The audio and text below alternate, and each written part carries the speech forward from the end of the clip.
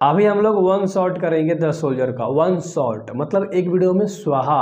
Objective के अलावा बाकी सारा चीज़ कर लेंगे। ऑब्जेक्टिव आप देख लेना प्लेलिस्ट में जाके, ठीक है, सारा एक ही में मिल जाएगा। बेस्ट ऑफ लक यार। एक और चीज़, सब्सक्राइब करके जाना। सोल्जर जो है ना आपका मेरे भाई, इसके बारे में पूरा जान लेंगे डिटेल। जो इसके राइटर थे रूपर्ट ब्रूक है, तो रूपर्ट ब्रूक के बारे में टोटल चीज़ें जानेंगे जो भी इस चैप्टर में बेसिक से पूछा गया है। तो द सोल्जर के राइटर कौन था? Rupert Brooke. आपको याद हो गया होगा बहुत अच्छे तरीके से। बोर्न माने जन्म कब हुआ था? 3 अगस्त 1887 में, ठीक ना। जन्म कब हुआ था? 3 अगस्त 1887 में इंग्लैंड देश के अंदर। कहाँ मेरे भाई? इंग्लैंड देश के अंदर हुआ था। कब? 3 अगस्त 1887 में रूपर्ट ब्रूक का जन्म हुआ था, ठीक है। अच्छे से याद हो गया होगा। डेथ के बारे में पढ़ते हैं हम लोग। डेथ माने होता है मृत्यु, यानी 23 अप्रैल 1915 में इनकी मृत्यु हो गई थी। ये मर गए थे, निधन हो गया था इनका। 27 साल तक पूरा जीवित रहे थे। ये ट्रिक हो गया आपको याद करने का। जन्म मृत्यु निकाल सकते हो बीच में, इन दोनों के बीच में। 27 साल तक जिंदा रहे थे। ग्रीस में इनकी मृत्यु हो गई थी। कहाँ पर मेरे भाई मृत्यु हुई थी इनकी? ग्रीस में मृत्यु हुई थी, याद रखना। 27 साल तक जिंदा रहे थे। 23 अप्रैल 1915 में इनकी मृत्यु हो गई थी। जन्म 3 अगस्त 1887 में हुआ था, इंग्लैंड के अंदर हुआ था। द सोल्जर के लेखक कौन थे? रूपर्ट ब्रूक के थे, ठीक है। अच्छे तरीके से याद हो गया होगा। आगे बढ़ते हैं हम लोग, ठीक है, और खत्म हो जाएगा, बस 1 मिनट और दो। मदर का नाम क्या था? Ruth Mary Brooke. क्या नाम था मदर का, यानी मम्मी जी का नाम इनका क्या था? रूथ मैरी ब्रूक इनके मम्मी का नाम था। फादर की बात करते हैं तो विलियम्स पार्कर ब्रूक इनके पिताजी का नाम था। अभी वीडियो को रोक लो हो सके तो, एंड माँ और बाप का नाम याद कर लो अच्छे तरीके से।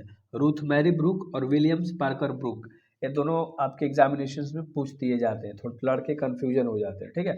विलियम्स एक क्रिकेटर भी है तो उसके नाम से भी याद कर सकते हो। रूथ मैरी, मैरी मतलब शादी होता है, तो ये भी याद कर सकते हो, ठीक है। तो देखो आगे, ऑक्यूपेशन से यह क्या थे? पेशा इनका क्या था मेरे भाई? कवि का, पोएट थे यह। क्या थे? कवि, पोएट था इनका ऑक्यूपेशन, याद हो गया। एजुकेशन की बात करते हैं, रागवी स्कूल से पढ़ाई किया था, फिर किंग्स कॉलेज ले, फिर कैम्ब्रिज में पढ़ाई किया था, ठीक है। और एक छोटा सा पॉइंट है कि Brooke is remember as the war poet. इनको वार पोएट के नाम से भी जाना जाता है। किसको? रूपर्ट ब्रूक को वार पोएट के नाम से भी जाना जाता है। तो बस इतना ही इंट्रोडक्शन पार्ट था। एक बार और थोड़ा सा रिकॉल करा देता हूँ, ठीक है, अच्छे तरीके से देख लो। जन्म, राइटर कौन थे? रूपर्ट ब्रूक, द सोल्जर के। जन्म कब हुआ था? 3 अगस्त 1887 में इंग्लैंड के अंदर। मृत्यु हुआ था 23 अप्रैल 1915। 27 साल तक जिंदा रहे थे ग्रीस के अंदर, ठीक है। आप भी बोलोगे मेरे साथ। मम्मी का नाम था रूथ मैरी ब्रूक, ठीक है। और इनके पिताजी का क्या नाम था? विलियम्स पार्कर ब्रूक, ठीक है, याद हो गया होगा आपको। ऑक्यूपेशन से पोएट थे, रग्बी स्कूल से किंग्स कॉलेज और कैम्ब्रिज से इन्होंने पढ़ाई किया था, एजुकेशन। और book is remember as the war poet. इनको वार पोएट के नाम से भी जाना जाता है। वार पोएट से भी इनको पहचाना जाता है, क्योंकि वार के बारे में भी थोड़ी मोड़ी चीज़ें ये बताते थे, लिखते थे, लिखने का काम करते थे। जो इंट्रोडक्शन था इतना ही, इतना कम समय कोई नहीं बताता।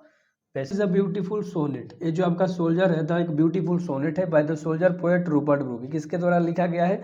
रूपर्ट ब्रूक के द्वारा लिखा गया है। ये जो सोनेट है मेरे भाई, ठीक है, द सोल्जर एक सोनेट है जो कि किसके द्वारा लिखा गया है? द सोल्जर जो है आपको रूपर्ट ब्रूक के द्वारा लिखा गया है। In this poem the soldier was born and the grew up in England. इनका जन्म एक इंग्लैंड में हुआ था, ठीक है मेरे भाई, और इनका पालन पोषण भी इंग्लैंड के अंदर ही हुआ था, ठीक है। He remember and road, river, flower, air and son of his country. वो याद करते हैं रोड को, सड़क को, नदियों को, फूलों को, हवा को, सूर्य भगवान को, अपने देश के अंदर इन सारी चीज़ों को क्या करते हैं?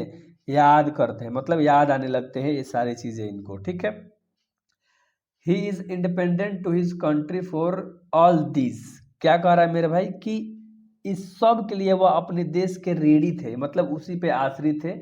As a soldier he is never afraid to death and is always ready to sacrifices. एक कह रहा है कि सैनिक रूप में वह कभी भी मौत से नहीं डरते थे, बलिदान देने के लिए हमेशा तैयार रहते थे, सेक्रीफाइस करने के लिए हमेशा तैयार रहते थे, ठीक है ना। कह रहा है क्या कि एज अ सोल्जर, सोल्जर एक सैनिक थे, he never afraid to death, वो मृत्यु को लेकर कभी नहीं घबराते थे, कभी नहीं डरते थे। And is always ready to sacrifices, वो मतलब बलिदान देने के लिए हमेशा तैयार रहते थे, ठीक है। आगे बढ़ते हैं। हिमसेल्फ फॉर हिज मदरलैंड, ठीक है, एक अपनी मातृभूमि के लिए स्वयं को, for him his Motherland is more important than anything else.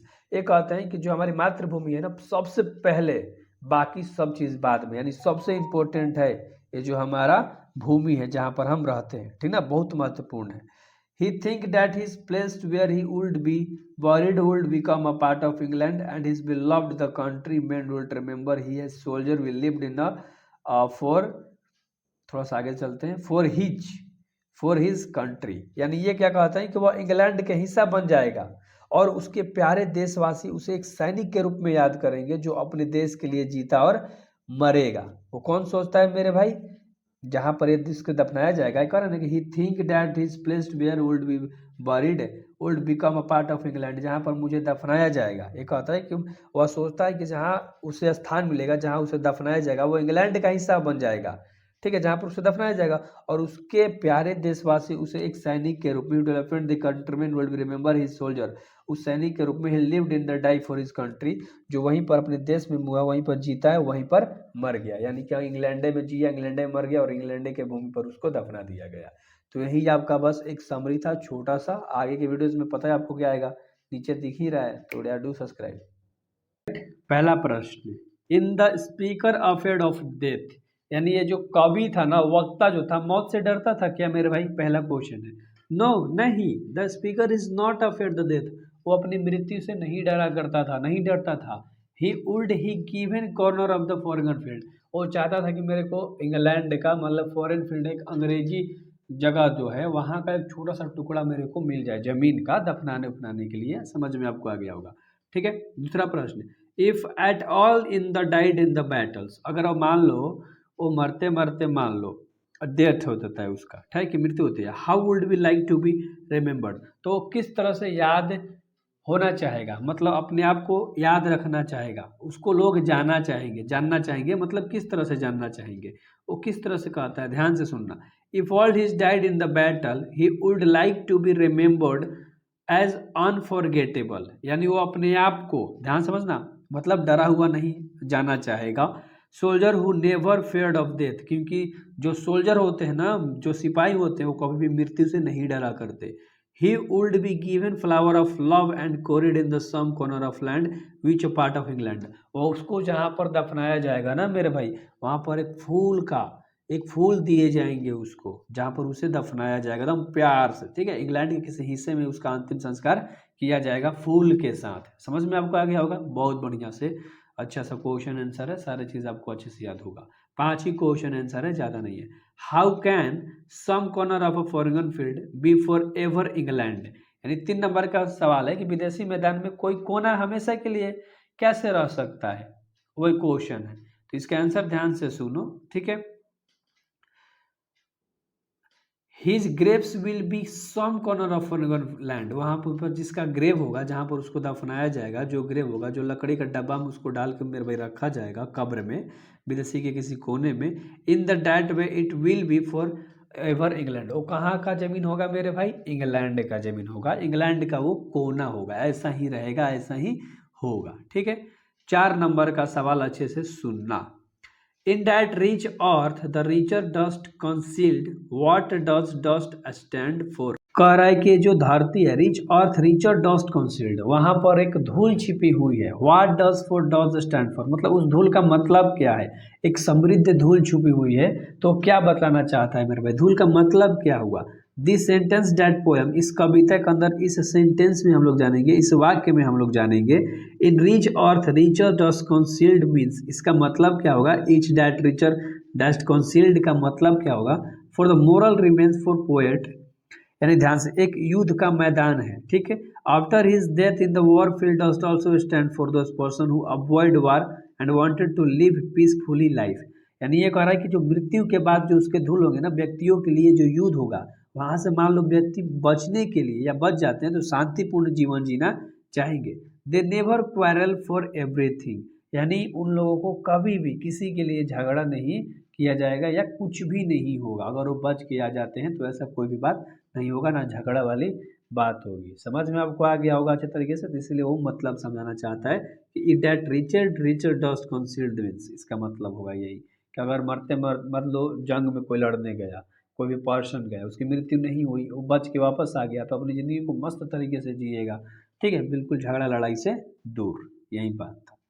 5 number का जो कि लास्ट प्रश्न है, what is mentioned by the phrases a pulse in the internal mind. इसका मतलब क्या कर रहा है कि what is meant by the phrases, यानी जो हमारा इस फ्रेजेस के अंदर बात कर रहा है pulses in the internal mind. जो हमारा मन है ना मेरे भाई, वो समृद्ध है, मतलब एक संपन्न है। वाक्य, इसका वाक्य का अर्थ बताना है। एड फ्रेजेस, इस फ्रेजेस के अंदर, ठीक है, a pulses in the internal mind, जो हमारा दिमाग है, ठीक है, अनंत मन तक एकदम अच्छे तरीके से रहता है। Indicate a long chair states desire the poet want to say that there is most of pulses in the internal mind which work to avoid war. ये कह रहा है कि एक लंबे समय तक अगर मान लो इच्छा है, इंगित कर रहा है, कोई भी इंसान बताना चाह रहा है, तो कभी कहना चाहता है कि शाश्वत मन में एक नारी जो है वो अवश्य होनी चाहिए। Internal mind in the work for avoid the war, मतलब हमारे दिमाग के अंदर एक ऐसी नाड़ी होनी चाहिए, एक ऐसी शक्ति होनी चाहिए, सिंपल भाषा में कहें तो, वो हमारे युद्ध को टालने में मदद कर सके। सिंपल सा अवॉइड वार, यानी कि हमें लड़ाई झगड़े से दूर रखे, शांति के प्रतीक कर दे, क्योंकि लड़ाई झगड़ा सबको अच्छा नहीं लगता है। तो इसीलिए तो ये 5 ही क्वेश्चन आंसर सब बेसिक सा सवाल हो गया। आगे की वीडियोज़ में आपको पता है क्या आएगा, तो इसके लिए क्या करना होगा, सब्सक्राइब, ठीक है, अच्छे तरीके से। बेस्ट।